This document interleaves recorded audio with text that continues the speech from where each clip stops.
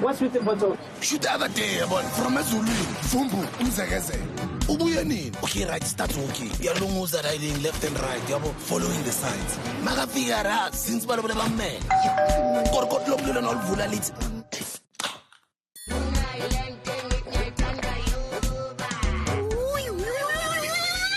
Superhero ke manje uyazi obviously mkhulu akutshela mfana ikholi yasekhaya. I want to be better, in a place where not many, dream of being better. Most of us in the townships, you are born there, you get comfortable. Because you try, but the township has a mentality to bring you to its level. Fana no mukezile, like you're looking sharp. They're like, bega. So zenza ngcono. This is the Hustler's Corner. Welcome to the world's longest marathon radio show, streaming live 24 hours on homegrownradio.com. That's homegrown-radio.com. That's homegrown-radio.com. That is our brand new radio platform that is launching in January, which is strictly for students. And they are here. We started a radio training course during the lockdown to train some radio enthusiasts or young people that want to get in on radio. And then we kind of felt, instead of us just giving them a certification to say is as born, let us just might as well create a platform for them. And that's the radio station that I'll be focusing on, building and growing. And I'm signing off my boots. I'll be off air on Massive Metro. From now on, I'll be acting as executive chairman, nurturing brand new talent also on Massive Metro, which is also streaming us live right now. Voice of Tembisa, we are live. Sanbonani Tembisa, ngicela ukunibingelela kuwo wonke amakasi lapho but baba uqhelele indako kasi. We have got the legendary man in studio, Nkosinathi Innocent Maphumulo. You and I know him as Black Coffee. He's blessed us with his time to not only just share his story. He said, Buddha, after sharing the story, hey, I'm willing to even bless you with a set. Some of you guys who are in the industry know with a set does not come. It does not come cheap. So he's given us a set mahal. And I always say, other people know their blessing and they're blessed to bless other people. So his presence that on its own is a blessing, because he knows when he's a part of something, he's giving you his brand for you to be also very responsible with it also. But I guess this is a responsible initiative, because we are all here because of Usis Kabsile Koza, who runs a home. She's been running it for the past 22 years. She's out in Tembisa, Ekaslami. She runs either Siyazikabisa Home of Hope. Go visit their website and see what they do. Siyazikabisa.co.za. Siyazikabisa on Twitter, Siyazikabisa on Facebook, Siyazikabisa on Instagram. Show them some support. It doesn't have to be through us. You can reach out to them directly and help them out. She's currently looking after about 30-something kids, almost 40. But then we continue with this world record. Go to www.slef.co.za/donate. Then you can donate over there. He was born on the 11th of March, better known his stage name as Black Coffee. He's a South African DJ, entrepreneur, record producer. He's a singer-songwriter. He began his career around 94 and has released 5 albums thus far, as well as a live DVD, one of the most admired and respected artists in the industry. He became prominent after participating in 2004's Red Bull Music Academy that was held in Cape Town. And he won the Breakthrough DJ of the Year award in Ibiza, as we would call it in Alaikasi. His resume is extremely, extremely long. If I can start reading, and he says this is a summarized version. Thank you, Otiam. Thank you, man. Thank you for being who you are. I always tell you every chance that I get, how raw you are about what you do and what you're trying to achieve and what you are building. You may not be aware, but a lot of us are watching, us being, Black South Africans who didn't even think. I'm very proud of you, Autiami. Thank you for what you are. Thank you for what you represent. And thank you for remaining authentic to your true roots. Yes, man. Ukuthi, you know, you make us very proud. Wherever platform you're on all over the world, you carry the flag high. And thank you for being a brother and a friend to me. I mean, you've always opened up your platform to me. Yes, On shows overseas in New York, you'd make me meet people I would never meet in my life. You'd be like, Zagala, I'm proud of you. Bless you, man. Thank you so much. And I'm sure Tsepia's got a thing to share as well because And I mean, we lost our minds because Soweto has always been that place that appreciated house music, but I think you took it to another level because you brought that music to it the was people. special. It was really special. I was launching my foundation, DJ Black Coffee Foundation, and I just thought, the best thing to do it is through what I do, you know. So we just quickly put together like a show and a stage, and it was free entrance, and it was a mess. It was. You know, it was beautiful mess. Yeah, it was like, because it was in 2010, which was the World Cup, South African World Cup. That was almost equivalent. You know, when I look at it, like when I look at my highlights, watching the games, playing in the stadiums and the fan parks, and then playing there after the World Cup. You know, it was one of my highlights that year as well. And it's great. Our students are sharing the link of Homegrown Radio as they tweet some of the stories. And for me, I would just like for us to inspire, because you playing a role in this radio show, which is my last radio show in my career after all these years of being on radio. I would like for this to be inspirational as that. And I'm sure you do know that this concept is obviously inspired by what you did at Maponya Mall. Oh, wow, man. We are 68 hours in and already my back. And they see 20-something, Dr. Maras can tell us song. I don't know how you did it alone. I can imagine, man. You know, if someone is smart out there and they have like a spa services, they should come. True. Pro bono. That's a dope idea. The camera's alive, you know. Here's your moment. Come give DJ Sbu a full massage while he's doing his show. You're gonna get free advertising. Yes, free PR. There you go. Where is Natima Pumulu? Because Natima Pum. Let's take you many years back as a kid. There's no songs, there's no music that's gonna play. We're not gonna keep on cutting you and disturbing you. Yeah. I'm interested in learning and hearing your story. I would like to inspire people that are watching and listening, and the ones that are gonna bump into this content 10 years from today, 30 years from today. Yeah. Unati is a young man. Just ignore the grey. Then Chebe. Yeah. Born in Durban. I was born at King Edward Hospital. My mom had me when she was 16, very young. She got married very, very early in her life.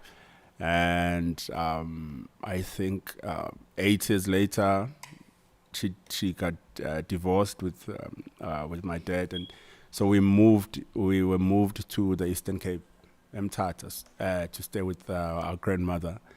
And so I moved from Mlazi to live in another township, Ngangelizo location, you know, which was a different type of gas, you know, a little bit backwards. Mthatha was from Transkei, which was an independent state. So it was like totally different. That's where I grew up. There was no toy, you know, it was an independent state. There was no apartheid. There was no racism. Everyone was black, you know, like it was a town that was run by black people, highly educated people, highly educated. But I was always like this kid who loved music, and I had no idea how I would get involved in it. You know, I just always loved music, and I've been a dreamer since I was a kid. You know, so I had so many like different moments in my head, you know, like Michael Jackson coming to Mthatha to perform, but he's my friend, and he comes to my grandmother's house, you know, to eat Istanbul, you know, before his show, you know. I actually tweeted about that the other day, watching a video I'd taken with Asha. He was here, and then we went to a gig in Pretoria. I was playing, and he was like, okay, I'd like to come. And we went, you know, like no security.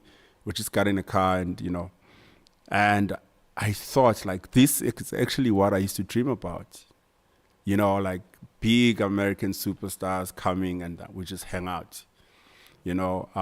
So I've always been that kid who always wanted to do best, who always wanted to do like big things, you know. I was clear about my vision at a young age, you know, like even when I would see a wishing star, I would wish to be like a global superstar. It's something I've always wanted, you know. It's something that I still want on the highest level.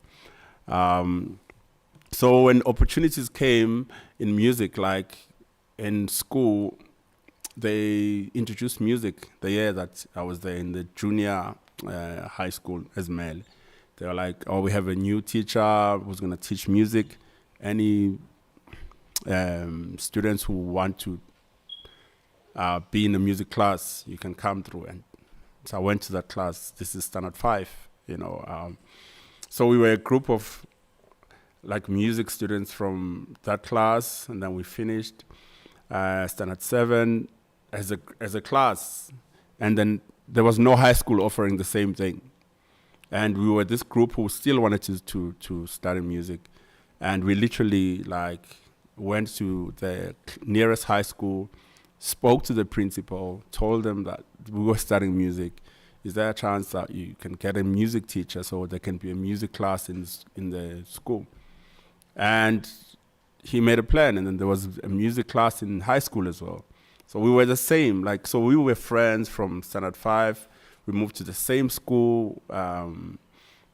We went to high school. We were still in the same class until I finished matric. And finished matric, went to Natal Technical, and we're still the same people. You know, so it's people that I've known like half my life, and we all had one dream, just to understand and learn music. And today we do different things, you know. We still keep in touch. Most of them are teachers, you know, they teach in different music colleges. Most of them are performers. Most of them I work with them when I create music. But there's always been that one constant thing about me, music. You know, I believe music would change my life and change my family's life. I believed it was something that could help me become this guy I wanted to be in my head. You know, growing up in the township, there's a Grootman you look up to. And you emulate this guy so much. And growing in townships today, there's not many of those. So you would like something, but not like the other thing, because most of them would be thugs, you know, like there's a Grootman, his name was Ibiza. He was a thug. He wasn't, you know, like the lifestyle, like he was the guy, and he did something so inspiring. He went back to school. So here's this guy who's known and feared. He went back to high school. He was the only student who would go to school with a car. You know, he would drive to school. He would wear like the most expensive perfume and like, you know, like the coolest clothes. That changed everything for me, you know, because now I couldn't not like this guy, you know. Also just growing up where I grew up, I mean, I look at him and him thinking I can be better. I can do better as a human being. Yes, I'm doing this on the side, you know, but I want to be better, you know, in a place where not many, you know, dream of being better. You just, most of us in the townships, you are born there, you get comfortable. Because you try. I mean, you try, but the township has a mentality to bring you to its level. You know, like you're looking sharp. They're like, bega. So then now you feel bad about being clean and looking, you know, if you, on Saturdays you go to the library, look at you. You know, you're trying to be better than us.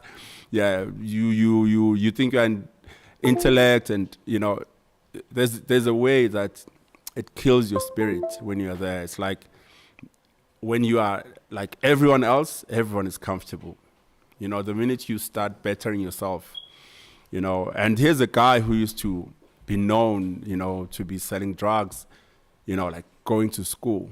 It was a big mind shift for me, you know, to watch. And then I moved to Durban, studied music, and we started a group in Durban And how it happened, Ushota, who I met in high school, we actually met in the corridor.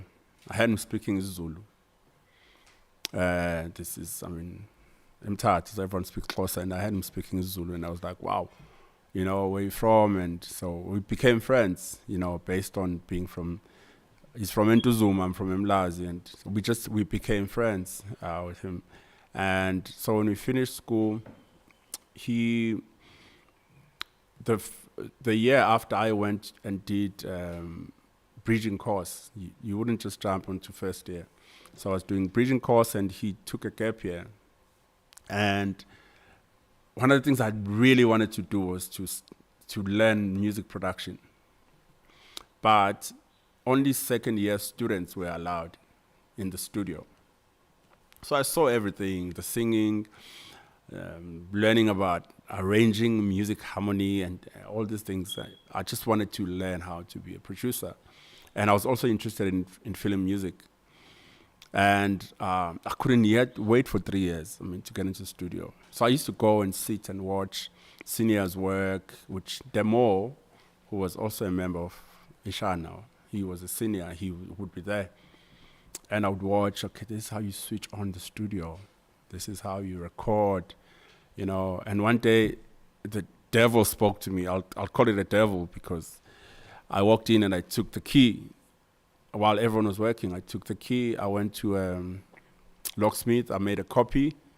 I came back. I put back the original key. I went home, you know. And that evening, I came back to studio. Now I had my own key. I'm not allowed in there, but I had my own key, you know. And I switched on. I didn't even know how to record. And I spent the entire night, like I was literally sweating. I had the lights on. I locked the door, you know. That's what I did every weekend. You know, every night I'll be there. And then I started learning, I started understanding. And short, I wasn't at school. So I would call him to come.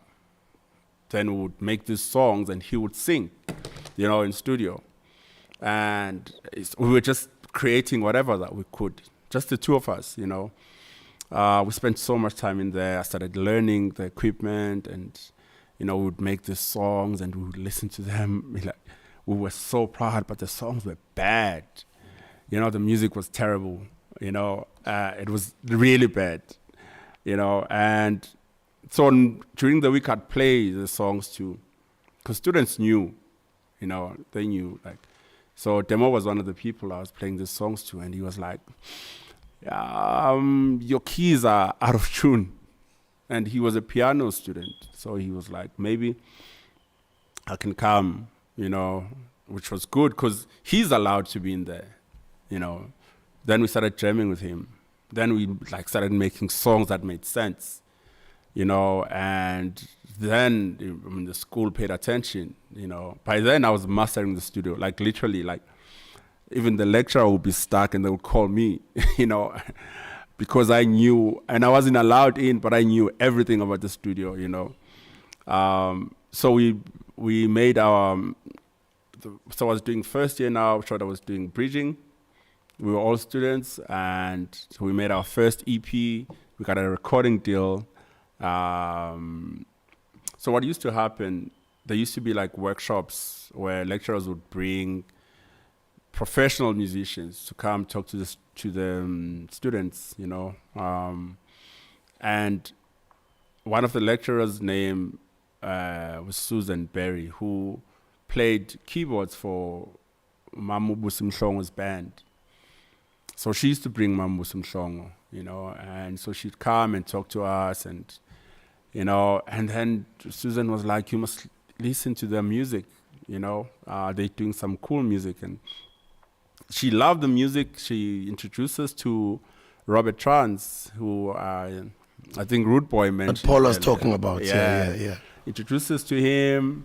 Well, introduced the music to him. He loved the music. We were offered a recording deal. We were still students.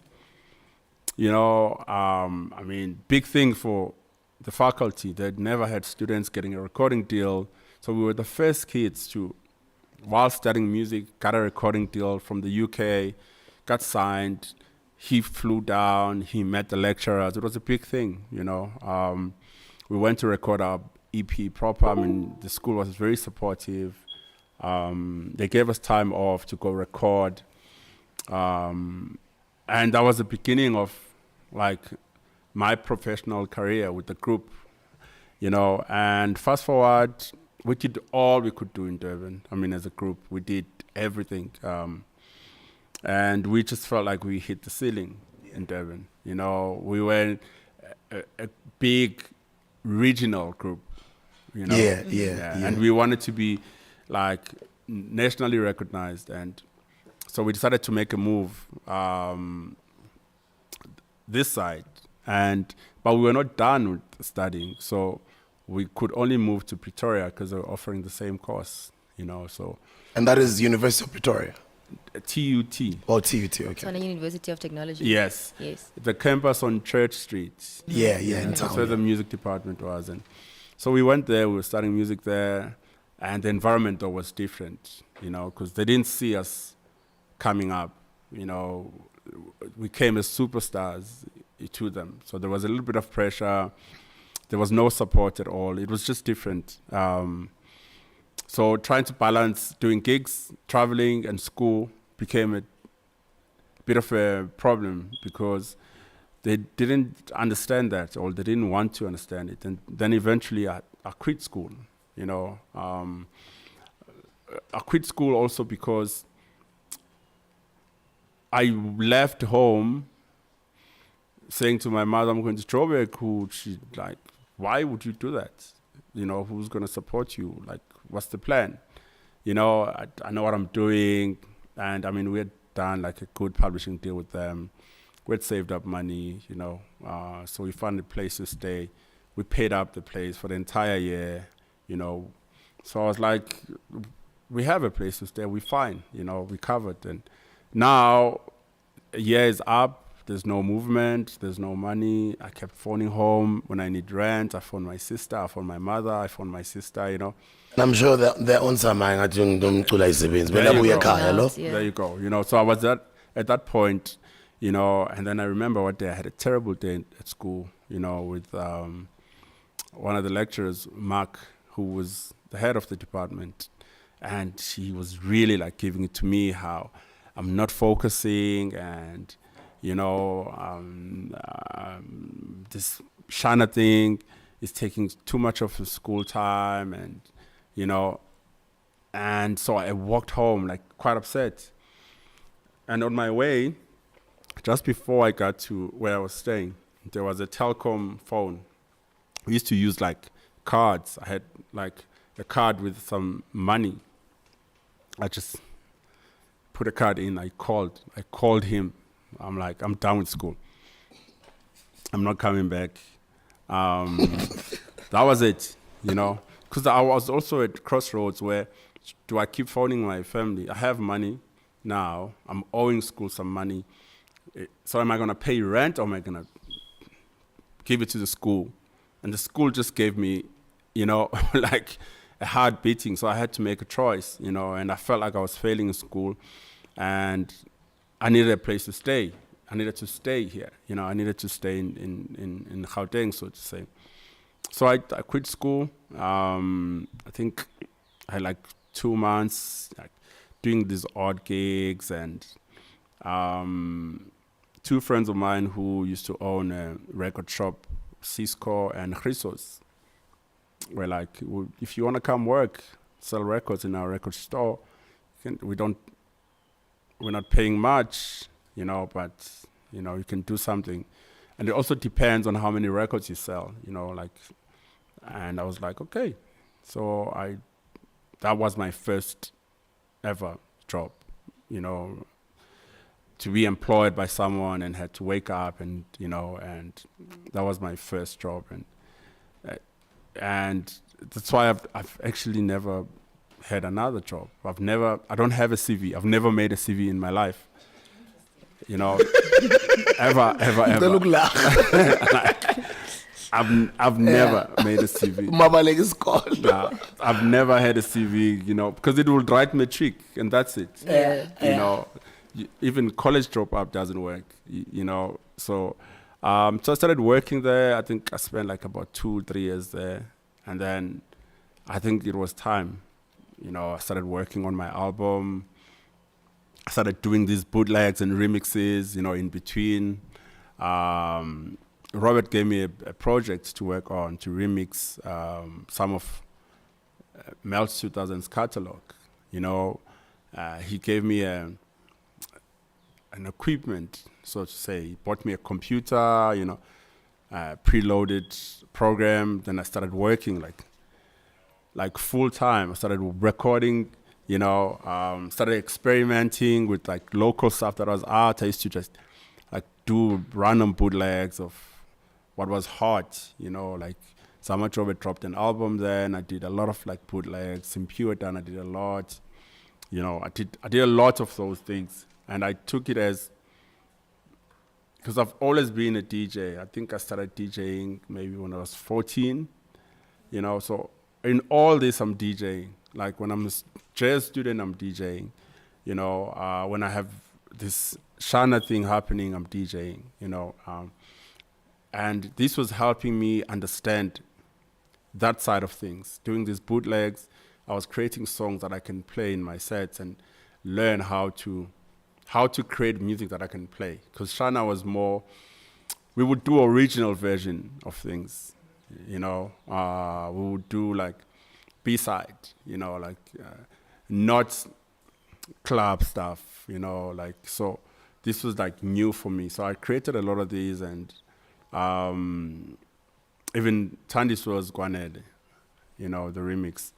And that by then I was clear, okay, I'm almost there now. Boom, boom, boom, boom, boom. Yeah. I remember that, yeah. I was almost there. I spoke to Oskido. I'm like... I was at YFM those days, I remember. No, but being at Y, there was a Monde. Yeah, may soul rest in peace. Yes, yeah. man. Who took the Simpiwetan remix. Yeah, I wanted to get into that conversation. Yeah, go ahead. He took that remix, put it on radio. You know, Monde being Monde, I mean, super radical. I had no rights to remix the song. I had not spoken to anyone about it. Well, I tried. I mean, I'd spoken to Sipos Tole to see if we can clear the song, and I didn't get response. And I heard that Simpiwe doesn't like the song. Oh. Yeah. By then, it's on radio. There was an article about it in the newspaper. Yeah. So Simpiwe was like, who's that? Who remixed my song? Who? Yeah. And it became a big thing. I mean, then it was pulled off radio, and then I was on news. I used to get called from newspapers. And this was my first exposure. Yeah, on the media. Excuse me. I'm about to release my album. I want to start things nice, but this is my first exposure, and it's super negative, you know. And remember, Carlo was like up the road here in Rosebank. Rosebank, yeah. Yeah, they called me. I had a meeting, set me in a boardroom. Like, who are you? Like, you know, what are you trying to do? Why are you doing this? How much money have you made? Who are you working with? Like, I felt like a drug dealer, you know. Like, you know, and I came alone, you know, and I was a kid. I mean, I didn't even think let me bring a lawyer or anything. Yes. I was alone, and I was overwhelmed by power, you know. And what made it a little bit better, and when I was going there, I was hoping Sipos Tole would be in the meeting because I'd spoken, you know. But he wasn't. When I walked in, he was walking out. And the guy who was taking me in was like, here's the guy we've been looking for. And he was like, oh, no, I remember this guy. That helped me a little bit. But he was walking out. So I was on my own, you know, in this room. And, you know, the younger version of me is totally different from who I am now. You know, super reserved, super scared of authority, black or white, same thing, you know. Can't defend myself for nothing, you know. So I was in there, super overwhelmed, and, you know, but I got the gist of it, you know. And I knew I was wrong, you know, for taking it that far. I mean, you can do a remix, keep it in your computer, go to the right channels. If they say no, it's a no. That's it. It wasn't supposed to be even out, you know. But I didn't share it much. I just gave it to our friend, Umonde, who was excited about it, And that was my beginning, basically. Then spoke to Oskido because of the Kwanele remix. He loved it. He did things right. Wanted to do a Huma Sekela one. He went to Brayu. He spoke to Brayu. He approved it. Yes, and then my first album came out, and Stimela was my first single, and Brayu loved what I do so much, back then. He had a label called Eta. He was like, I need you to help me. I've signed some artists. They're doing this music of yours, Kwaito, which wasn't my thing, and I have Kamazu producing for them. And, to Brayu, Kamazu is the producer. This is Brayu's older, Kamazu is younger. I'm like, Kamazu is old, in my head, Kamazu is young to Brayu, but Kamazu can't be doing this. This was the Cleo generation. So Kamazu is a Grootman who actually just disappeared. And he wasn't a producer, by the way. He was like a serious hooks man, like the best we had. So I got in. We used to go with the Grootman Kamazu in studio, and I literally just stripped the song, the stuff that was doing, stripped them, started from the beginning, and Brayu was super happy. He started putting horns in them. There was a new direction, but it all came from Mosquito's intro, and we were running with it. So we had a good relationship with Brayu. Fast forward 5 years later, I'm doing a song. We Are One. I'm able to call and say, I would like to work with you again, on a song. And he came, and we recorded We Are One. Fast forward to, I don't even know how many albums I've done in my career so far, and EPs, and fast forward to now, I've released so many albums, I've worked with so many different artists. I now have a better relationship with Simpiwe Dana, who, despite me acknowledging that I was wrong, who's also quite apologetic about the situation, because, if you look at it, and I say this to her as well, she didn't have like a normal voice. But when I'm saying voice, I don't mean singing. I'm just saying her tone, her project was so different. And her cry was, I just want it to be different. I don't want people remixing it and diluting it and trying to make it something it's not. I just want to be known for what it is, for where I am. And if you look at history, I think she has been trying, but she never had like the pop star voice and approach. So finally, she has an album and it's popping and everyone is playing it. And then here comes this guy out of nowhere hijacking that, So we're in a different space now. I'm much more, grown in my thinking and understanding, what's right and what's wrong, where to go, where not to go. I have a different relationship with Gallo today, than I had back then. Yeah, man. I'll say it, you own Gallo today. Well, I didn't want to say that, but yeah. No, of course, you're one of the owners. Yes. Yeah, It's you and your business partners. Yeah.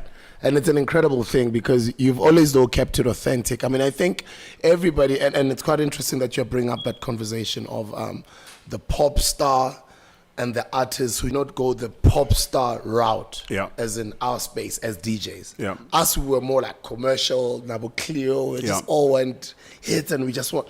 But you've just stuck your guns into this type of sound that you do, which was also the conversation we were having with Rude Boy Paul earlier, Paul Mnisi. Yes.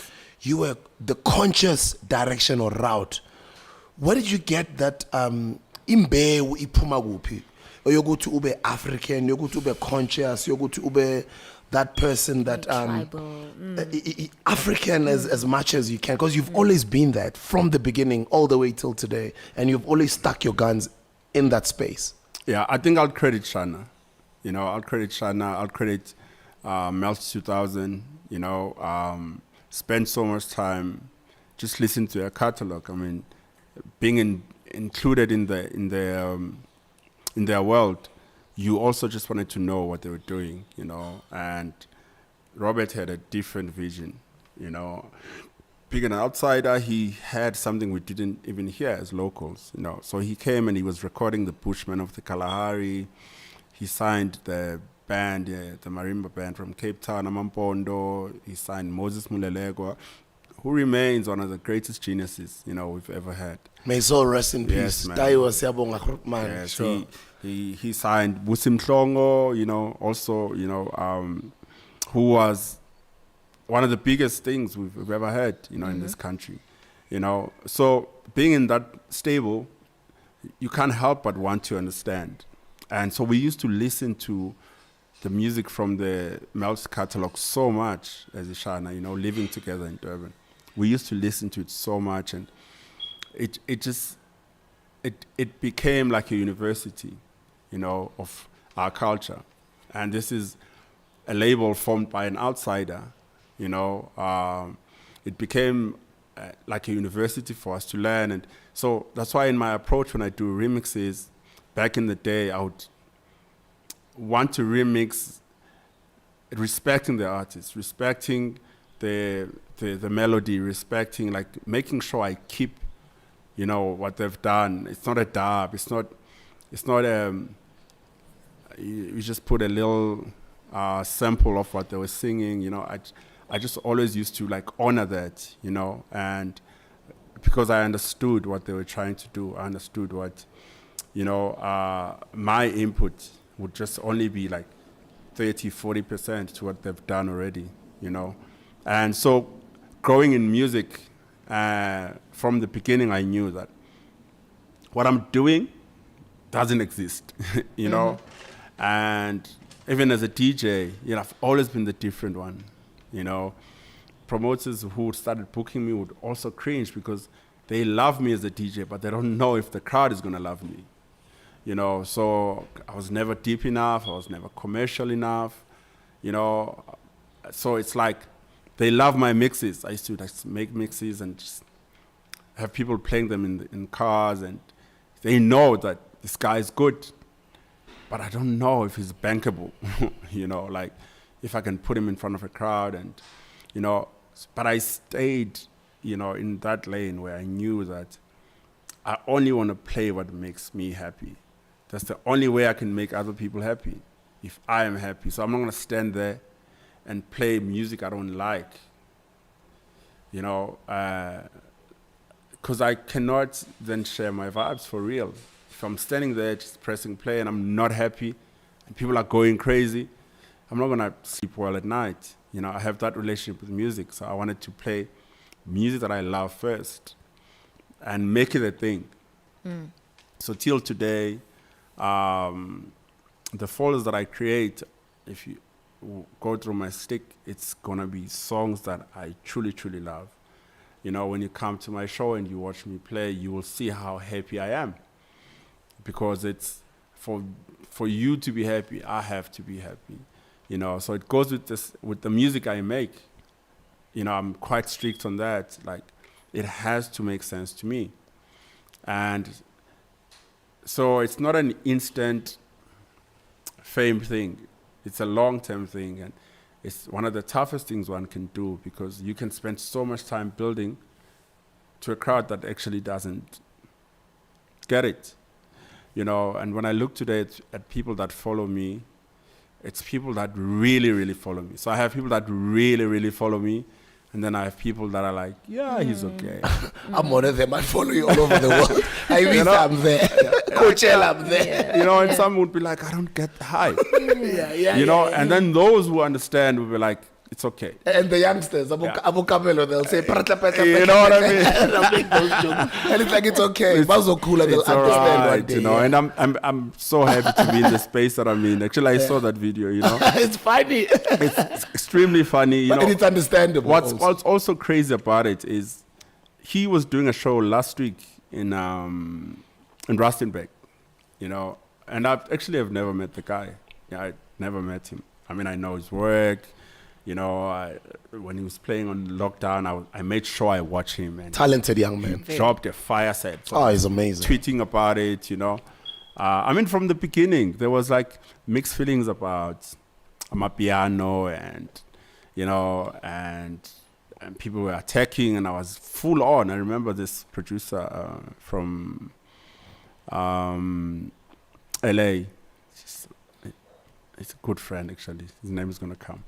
He was like on it, and I couldn't help but defend the genre, you know, because I also understand the dynamics of our people. I understand what music does to our people.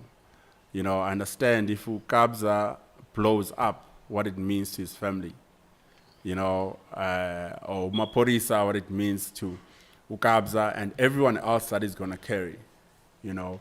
So, and I told the guy, I'm like, you can't tweet your way, you know, living in a suburb in LA about a music genre that is happening in this country when you have no idea what it does, you know, for our people. And, you know, so it's a genre I've supported. So I get a call from the guy who talks from my office saying, we have a show somewhere else, but Gabza's doing a show, you know, and he's not paying what we want, you know. And I'm like, for Gabza, let's go, let's do it, you know.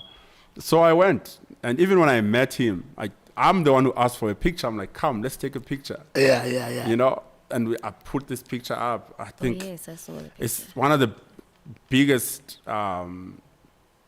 pictures I've posted this year, like in terms of like response.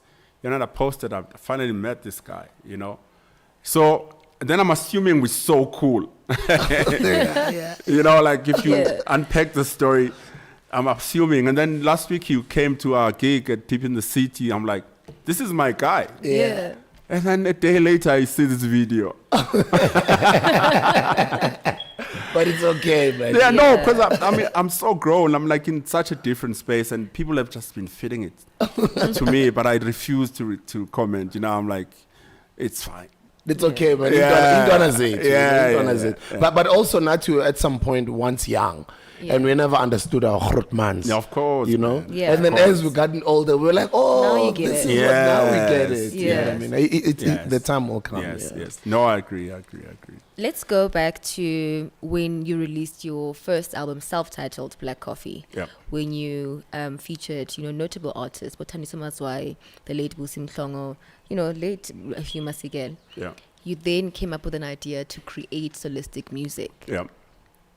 When you created it, what narrative were you trying to push? What ideas did you scribble down? What were you trying to accomplish? Or how were you trying to shape the music space in South Africa?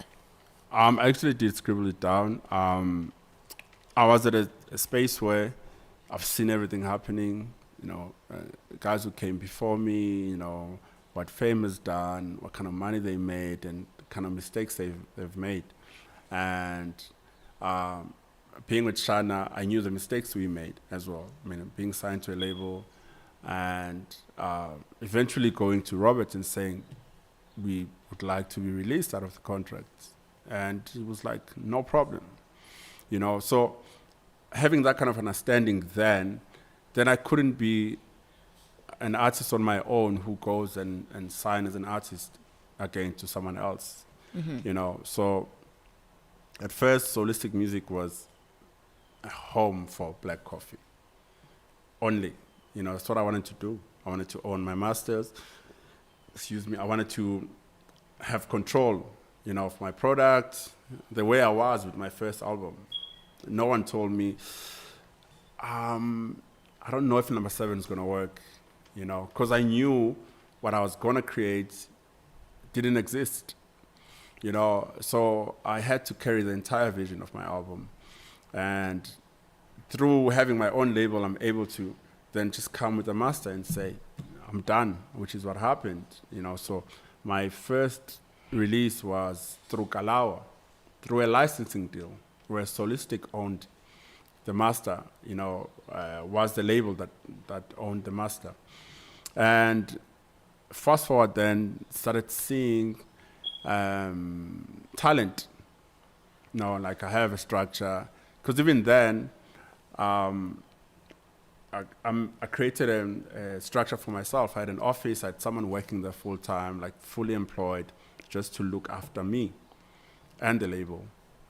Because I had the structure now, I understood I didn't have to be the one who's trying to be a recording exec, because I had no knowledge. What I know how to do is to make music.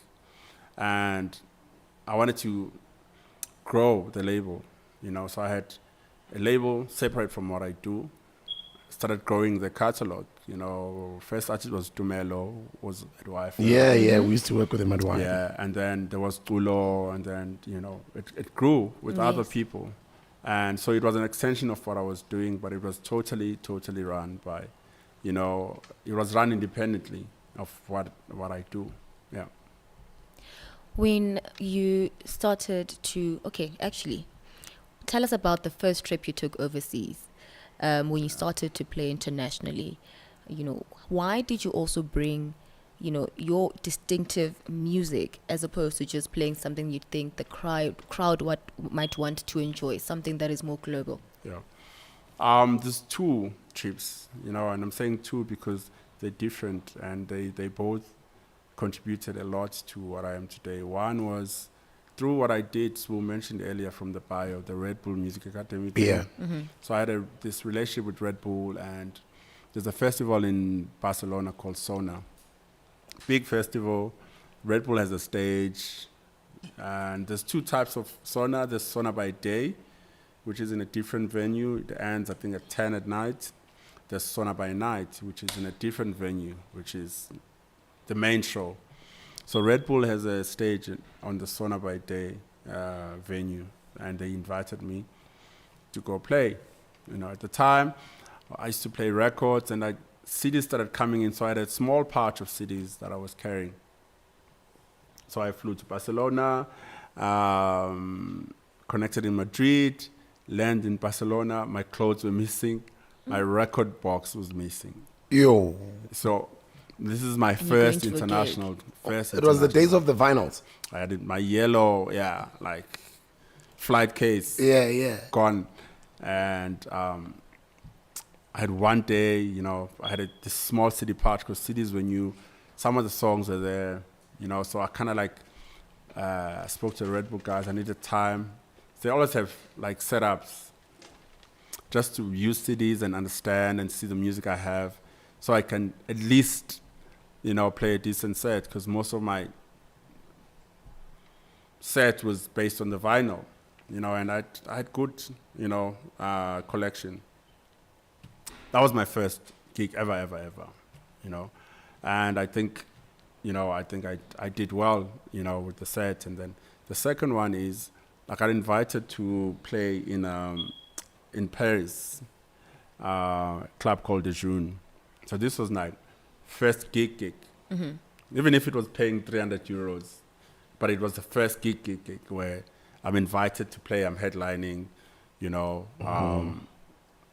and I was so blown away, you know, by the response, by the crowd. Like, there were people who like drove from Amsterdam, you know, to come to Paris to watch me play. The club was also a restaurant, so we had dinner earlier, and so people came early for dinner, and they were telling me, whatever you do, you have to play Turn Me On. You know, you have to play, even though, you know, they were like mentioning songs from my album, which I thought was a big wow, you know. And eventually, I mean, early hours of the night when I was playing my set, then when I played those songs, they knew every lyric of the song. And that was like a big highlight for me. That's when I understood that, okay, what I'm doing is landing well somewhere else. Yeah. Not just locally. Because also locally, like Turn Me On was not a big song. You know, it didn't sit on radio. Yeah. Because that's how you get a big song here. It must sit on radio. Otherwise, where else is it going to play? You know? And so for it to, even Superman, you know, it didn't play on radio like, you know, going from top 40 to like number 1. But internationally, till today, it's one of the biggest songs of my career. Yeah. You know, but seeing that would turn me on. Then I understood that, okay, whatever I'm doing is working. I just need to keep on, you know, Keeping on. feeding that crowd that came, you know, and that's what I've been doing. So what I'm going to do is we've got a brand new radio platform. Guys, Nati is going to bless us with a set in a couple of minutes time. He's going to come and DJ. What I want to do, instead of us being selfish, me and I'm an OG, I've been doing this thing for many years. I want to call my students to come and interview Black Coffee. Can you guys imagine? Let's do it. Just a few months ago, you were just sitting wherever. Today, you are with Smooth. Black Coffee is being interviewed by you guys. Come, guys, come. Come, guys, come, all of you. I'm sure you've got questions for Coffee. So we've got a brand new radio platform called Homegrown Radio. It's strictly for students that graduate from leadership2020.co.za. We've got different courses there where we teach different things. One of the courses we did during the lockdown was an 8-week radio training program called I Was Born to Speak on Radio. Now we kind of felt, instead of just giving these students certification to say, go hustle for yourself in the industry, we're like, why don't we create that is on screen over now? You can see that logo over there on the screen, Homegrown Radio. That's a radio station strictly for brand new talent. And just like you Tip, you're at Massive Metro now, I'm hanging out my boots there, and I think it's a beautiful thing that you guys are now carrying the station and you guys are going to grow with it, you know? Pass the baton to us now. To you guys. Yeah. Now it's time to start another station for brand new, strictly new challenge. Yeah. No celebrities. Even if you've got 3 followers, it's fine. Those are the people we're looking for. Yeah. And guys, come to my microphone. Come to my microphone show. Introduce yourself, who you are. Tell us a bit about your story for like 40 seconds, and then you can ask a question to Uputnati. Because the camera is over there, I'll shift, and then you can take seats one by one. Sure. Hi. Oh. Hi. Sorry, guys. I'm Unati Mudele, and imagine I'm interviewing a legend called Unati. There you go. I'm Unati. Yes, man. So I'm Unati, and what DJ was saying is true, that I didn't have an Instagram page. I just opened an Instagram page now, and I think now I have like 14 followers. Like, guys, good raf. Please follow Unati, and I am on Homegrown Radio, guys. So that's me, hey. And my question is for Babunati. What does this program mean to you, and how do you feel about it, and why did you decide to join in? You know, traveling, one can be swayed, or you can get excited quite easily, you know, by the lifestyle that you're exposed to internationally, you know. And there were moments where I almost, you know, like packed my bags and moved, you know, because I just felt like things there were much better for me. There was even like, there's still better chances of me like really, really making it bigger than I could be if I'm still here, you know. But there's always been one constant thing about home. Home needs people like Spoo, you know, who every day are inspiring. You know, the battle that the kids are fighting, or our people are fighting, is more psychological than just money. True. You know, they need a big mic and do whatever I can, you know, to be part of their journey, you know, so that they can reference with me and not say, you know, Spain is probably better than South Africa. That's why he's gone. Yeah. You know, and so watching a guy like Spoo creating local brands in front of people, like building them, and because what's more powerful than that, than him doing business, is people watching him build. Yeah, that's true. You know, because it also says you can start and build your own thing. And if you watch, like, people have started building. Like, everyone is showing up. You know, Yes. there's like shoe brands that are like really dope. There's clothing brands that are really happening. People are starting to build their own things, and I want to be in that generation. You know, that was here when that tide turned and we started building our own things. That is very nice, guys. And you see, as Ibiza is doing the most. You know, when I was talking to Mam Kapsile, she showed me a picture whereby a girl was cut on the stomach by a brother. So what that woman is doing she's doing the most. So big ups to you guys, and keep on keeping on, man. Thank you. Thanks. Yeah. Thanks. Proud of you, Nazi. You'll be hearing it on homegrownradio.com. The next student come through. This is the future of radio. I have to start by saying this, that a young person with a voice, in definition, is a strong young person. With that being said, my name is Vuyisile Mdini from Homegrown Xhosa, Radio. ne? Yeah. Sure. Yeah. I could hear your name. Yeah, obviously. So what an honor it is to interview Ubab Mashiamani. Yes, man. uSigode, Yes, man, that's me. uDubandlela. Are you good? I'm great, man. That's amazing. I'm great. How are you? I'm awesome. So I'd like to know, you've done a lot of things. You are the best DJ in the world, the best record producer, a songwriter, and a singer. What is that one thing that you still want to achieve? I want to be the best human. You know, there's just so much that, you know, one can do in this lifetime, you know, and I'm not running or trying to get to a place where I'm perfect, you know, but I want to just make better decisions, you know. The other day I tweeted, like, I can't wait to be the best version of myself, or rather to reach my full potential, you know. And people misunderstood it for how. Already we think you are, and why would you? What else do you want to do? Like, play on the moon, you know? And it's not even like work related. You know, I think work is not just when it comes to money and acquiring things. It's also about you becoming a better person. And that's something that I have been working on. And in the end, you know, we were talking about how long my biography is, you know, as an artist. You know, I'd like my biography to be as long as a human being, like what I've done, people I've inspired, things that I've changed, you know. There's a way I found this world, and there's a way I would like to live it. You know, I think that's one of my biggest things that I would like to achieve. That's awesome. May God bless you, and Thank may you, sir. He fulfill all your heart desires. Thank you very much. Thank you. Thanks. You can find him also on homegrownradio.com. Homegrownradio.com, brand new students, and they also are our co-founders of our brand new radio platform that's launching in January, asking Nati, aka Black Coffee, questions. What is your question? Let's go introduction first. Hi, my name is Tembagazi Mvagwendlu. I'm also known as Thames, and Also closer. yes. Right?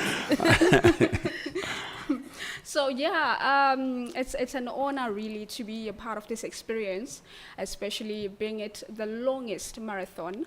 And I'm honored to be interviewing the coolest DJ that I like to cool, refer man. to, DJ Black Coffee. And my question to you is, what can we expect from you in 2021? I think everyone's rebuilding. You know, everyone is trying to get back on their feet. I think most of us, or rather all of us, we've lost so much business, you know, in 2020, and gained other things. You know, like I've gained a better relationship with my family. You know, I had like time with my kids so much, and so without writing off 2020 as a bad year, you know, there's been beautiful things, but I think 2021 is that year where one needs to continue where we left off. You know, I don't have big plans because 2020 kind of like showed us as well that we're not really in charge. Yes. You know, it's just getting back on my feet, really. You know, start doing shows again, start making music again, and, you know, start getting comfortable in my work again. Oh, all right. Yeah. Thank you so much for the platform. Thank you, ma'am. Thanks. Oh, sorry.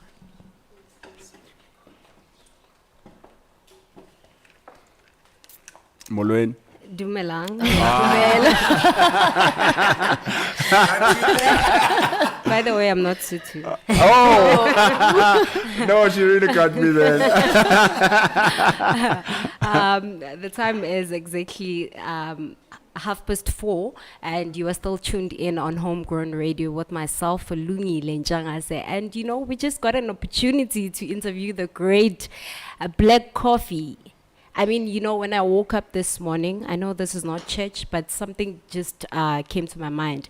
A scripture that says, a man's gift will bring him before great men. And now I understand why this thing has been on my mind in the morning. And it is truly an honor, you know, to be sitting here with you. And I have one question for you, which is a very simple one. When Vuyisile asked you, what is the one thing that you still want to achieve? You said you want to be the best human. So in everything that you've achieved so far, I want to know, what is the one thing you'd say about humbleness? I think it's very underrated. You know, I think it's just this one thing that is even more important than talent. It's more important than who you know and all the connections you have in the world. I think if there's anything that would bring you in front of great men, like you were saying, you know, it has done this for me. It is humbleness, you know, and I think people confuse being a star with you have to lose humanity. And I've seen it happening, you know, because also being a star is not an easy thing. You know, one day you are Dusty Ekasi, no one knows your name. You know, fast forward, everyone knows your name. Everyone want to take a picture with you. So it is there's a big mind shift that happens to a human brain, you know, with fame. And I used to be quite judgmental about how famous people act. And it got me quite long to understand that it's actually not a simple thing to grasp, you know. And so people then wear a mask. You know, I remember watching an interview with done by Puff. And he says, you know, he wasn't wearing glasses, and he's like, when I'm not wearing glasses, I'm Sean. But when I put on my sunglasses, I'm Diddy. So it's like an avatar. So who's Diddy? Diddy is the guy that you're gonna say hi to and he doesn't have time for you. You know, Diddy is the guy that is trolled on the internet too. So Diddy is super confident because there's so much toxicness that comes with being Diddy. So he puts on a show, you know, to protect himself. But at the same time, it means you need to learn when not to be Diddy. You know, and some people can't. You know, some people will come home with the sunglasses on, even if they're not wearing them. And there will be stars at home. There will be stars to their friend. There will be stars to their parents, to their families. You know, then they are known that, oh, in the morning he doesn't greet anyone. You know, and so it takes one to learn first to understand the two. Like there's yourself, like with me, there's Nati and then there's Black Coffee. And if I'm in denial about me being two different people, then there's a problem. You know, and so it took me understanding not just me, but how people see me. And people don't see Nati, they always see Black Coffee. They come to me and they will say things to Black Coffee. They will expect things from Black Coffee, even ridiculous things, you know. But it takes me understanding the two, which needs a lot of humbleness. Then you are able to deal with any kind of situation that comes. And I've seen so many opportunities being blown away by the fact that one, you know, is a superstar. Arrogant Yeah, and arrogance and ignorance at times, like, and just not taking the other people like seriously. Like, I'll give you a story. Looking at that Nelson Magamo piece on the wall, I was recording a song in studio with Pharrell here in Rosebank. And Pharrell is friends with a good friend of mine, Dave. They own a restaurant together in Miami. And I spoke to Dave about buying a Nelson Magamo piece for them and gifting them so that they can hang it in their shop.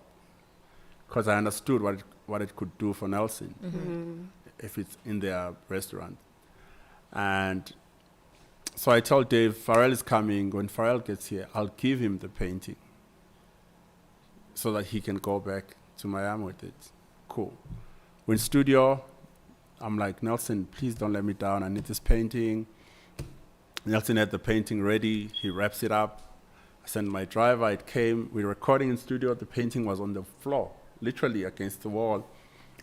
We're recording. And so when we finish, I'm like, Pharrell, listen, I spoke to Dave. I want to give you guys a gift for your restaurant. I got you guys a painting. So I'll give it to you so that you can take it back with you. And Pharrell is like, I don't know. Is it in a frame? I'm like, yeah, it's in a frame. Also, it was in a frame because it was still wet. So it couldn't be folded. He's like, and I'm assuming you're Pharrell. So if you're Pharrell, you're going to travel with like a group of people, which, you know, so you can just give it to your people to carry. And he's like, no, I can't take it. Do you mind can you just send it with DHL? You know, which didn't sit well with me because it's a gift. I'm like, yo. And so he left it, you know. And so I took it back to Nelson. I'm like, just keep it for now. We'll figure it out. And fast forward, just a few weeks later, that painting that he didn't take was on the cover of Times magazine. Wow. You know, that exact painting that was literally on the floor, ready to go, like ready to go. It was the cover of Times magazine. And I showed Dave, I'm like, there's your painting. Like, Dave lost his mind. I missed opportunity. Yeah, like he lost his mind. And, you know, like, man, I can't believe we missed this painting. And Nelson is not even selling that painting anymore to nobody because it has become his most valuable. And I chose it in between all the others, you know, at the time where he also didn't know it would be on the Time magazine, you know. But the problem was the guy didn't feel like this is a gift. You know, like when you're being given something, it's like, wow. Yeah, enthusiasm. Yeah, Thank you. I don't Yes. care. I'll take it. Yes, yes. I don't care. Like, I don't care. I'm going to take this thing with me. And it was like, and there was a missed opportunity there. Like, I have so many different stories, you know, just about, like, another one is Nduduzo Makatini, who's one of our greatest pianists. He was in New York, and he sent me a message. I'm in New York. If you're coming this side, and I think I was here. I'm like, no, I'm not traveling. But there's a restaurant in Soho that you must go to. You have to go to this restaurant. It's called Gospel. I'm an investor in the restaurant. I'm like, you have to. I'm going to tell people you're coming, they'll look after you. And first night, he didn't go. And he let me know. He's like, I couldn't go. I'm going to go tomorrow. And the following day, he went. The guys look after him. And then, because of... By the way, Nduduzi is watching you talk about this story. Yes, man. Yes, man. So because of... in the restaurant, there's so many different investors. And one of the investors is a guy from Blue Notes. And so the guys at the restaurant were talking to him, you know, about him being an artist. And they were like, so, you know, what's your plan? And he was like, I want a deal with Blue Notes. the record label. And my guy was like, oh, okay. Made a call, and he's signed to Blue Note. And that's another example of just being grateful. Like, because he could have been like, no, I'm busy, I don't have time, I'm not going to go. But he honored the invitation, and he went, and that invitation is like, made a life-changing decision for his career, I saw he was shortlisted. I don't know if the nominations are out for the Grammys this year, because of the label that he's signed to, And so it just takes one being human, So humbleness is not even like a special thing. It's just being human. Like, just be human. Just be present. Be human. Like, hear people, understand their intentions. Be intentional as well as a human being with what you're saying, how it's going to land and how it's going to affect the next person. Because you may never know. This guy is on radio. I'm in a taxi. Okay, taxi. I think I'm going to Pretoria. He's on radio. He's at YFM. He's one of the biggest DJs in the country. He had just played our song, Ishana, and he's like, this is one of the most talented producers in the country. And I'm like, I'm in a taxi. How? What he said changed everything about me. When I got to Pretoria, I was like restless. I'm like, no, the biggest DJ in the country just called me one of the best producers in the country. And I'm still riding a taxi, from Norway. And that was a mind shift for me, and I was very intentional, And everything I started doing, I remember meeting a guy who used to do my business affairs back in the day, and he was like, so what do you want to achieve? What do you want? And I said to him, I want my fame to be equal my bank balance. I want to be solid in my bank as I am on the streets. And it's something that most artists in the country haven't done. People in the media, people that are famous, are just famous. Yeah, for the sake, yeah. Yeah, and it's okay, because it's a great start. But what are you going to do? Like, what is your goal? What are you trying to achieve? Maybe you just want fame, and it's enough for you. But for me, taking from what he said on radio, it literally just changed my life. And I've never changed anything. Like, I'm very intentional about, I want money in the bank. With my work, with everything that I do, I watch documentaries a lot of artists and people who were doing things. I love Michael Jordan's one, because it just reflects so much. It's such a success story. And if you watch most stories of artists and athletes, they will speak of fame and money, and then it's gone. So I obsess about, how does the story end? I want to know, because I want my story to be one of the best stories for myself. I don't want my kids to say, oh, Dad was so famous. Here's pictures of him playing at Coachella and, Tomorrowland. He traveled the world, and yet they have nothing to show. Yeah, thank you so much. From what I'm getting from you is a tip: be intentional and also be humble. And I like what you said, DJ Spoo said long years ago, and it goes to show the power of words. Whatever it is that you say, you influence. Someone's listening, yeah. Exactly, and you never know which life you can change. Thank you so much for the opportunity. It is myself, Lungi Lenjangasa, with the great DJ in the world, Black Coffee. Stream us live on Homegrown Radio, www.homegrownradio, www.homegrown/radio.com. Thank you. Thank you. Amen. Man. It's real. It's real. They It's haven't real. even And it's started. talent. No, it's man. real, it's real. yeah. Yeah, I think that's what you've been doing over the years. And before we wrap it up, I do know, Guti, you've given us some time to play over there as well. I've got the last question for you, and this comes from my business partner at Mofai. He's always afraid of cameras and microphones with Pierre. Yeah. He says subconsciously she wonders what it's like to be in love.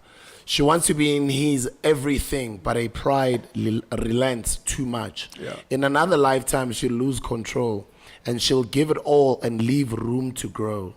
In another lifetime, she'll be more at ease, and then finally admit, I am she. He's asking about the song you did with Sabrina Claudio. Yes, man. This is a deep song.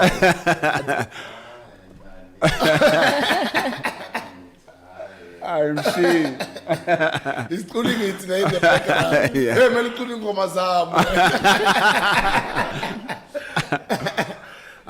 He says when he used to listen to the song, it was just another song, and he just listened to it lightly at first, until it got time, because that's how music hits you. course. And then there's a time You when listen to start lyrics, yeah. deeper, It hits yeah. you, yeah. The meaning of the song. Yeah.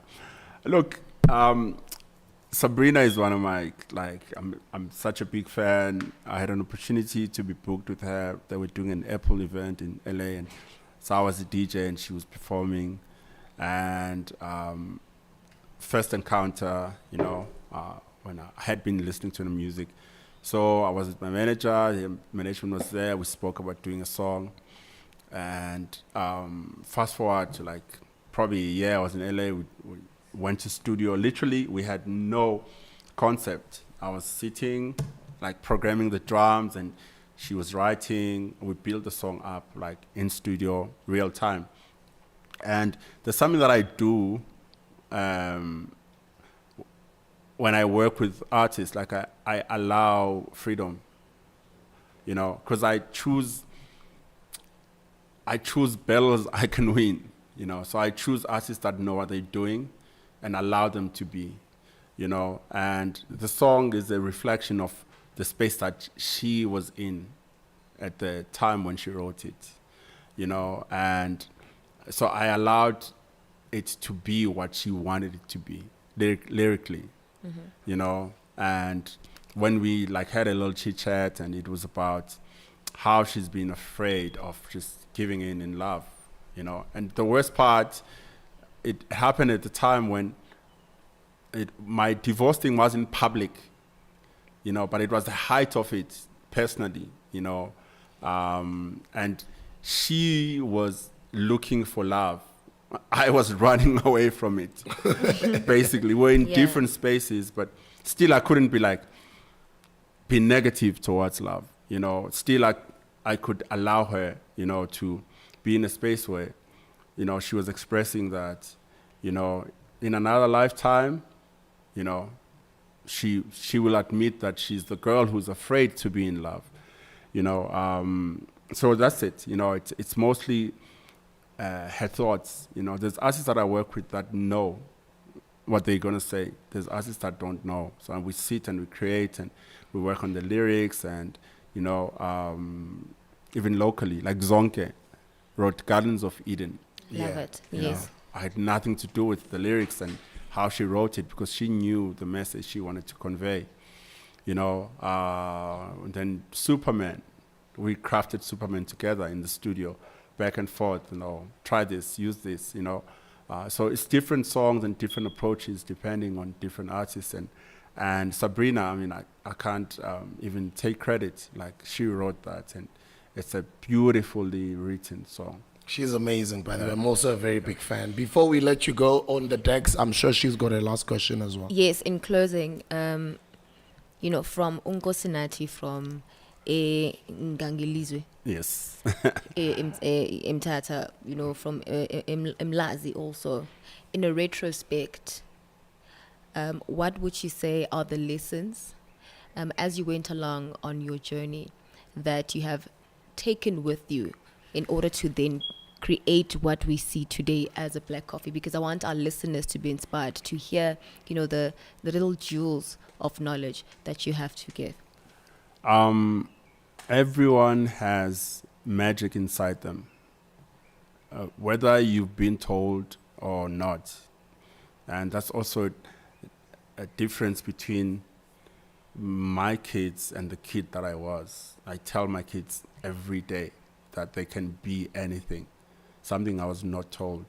And most kids in the townships are not told, you know, and it's not because the parents are terrible parents, it's because of the environment. It's because they were never told as well, you know. And when I look back at my story, I was fortunate enough to understand that I have magic and I will not let go of it, you know. And so I'm saying it to the kids that we're never told this and don't believe they do. Every one of us has it. It's just up to us to just tap into that space in our heads and understand what we're here to do on earth, you know. But we all have it, all of us. There's no one who's more special, because it also happens, like when I look at how people refer to others, like abantwana bosbanban, Yes. who are meant to be better, you know. And the truth is, everybody has something special. It's just your responsibility is to find it and run with it. And for me, that was going to be the last question I was going to ask onto which main camera is it on, this one? I would like for you to look at them in their eyes by looking in that lens. Yeah. The ones who are even not born today, who are going to bump into this video in 2040, who are going to bump into it in 2055. Yeah. What would you like to say to, especially, specifically African children? What would you like to say to those kids that look like you and I, even in the future? Speak to them. We are one of the most special continents. And if you look around the world, there's no place where there's opportunities than our continent, which is Africa. And we grew up, our generation and generations before us, believing and knowing that we had nothing. You know, we grew up wanting to go live in America, go live in Europe, want to speak like Americans, because they sold their culture to us so well. And it's time we start investing on our continent and selling our culture and understanding that everything that we thought is out there is actually here. Ladies and gentlemen, Black Coffee. Thank you guys. Thanks for having me. I want to play some music. Outstanding ovation. This is Black Coffee. Ladies and gentlemen, Black Coffee. Black Coffee. Number one time. Means a lot. This is the Hustlers Corner.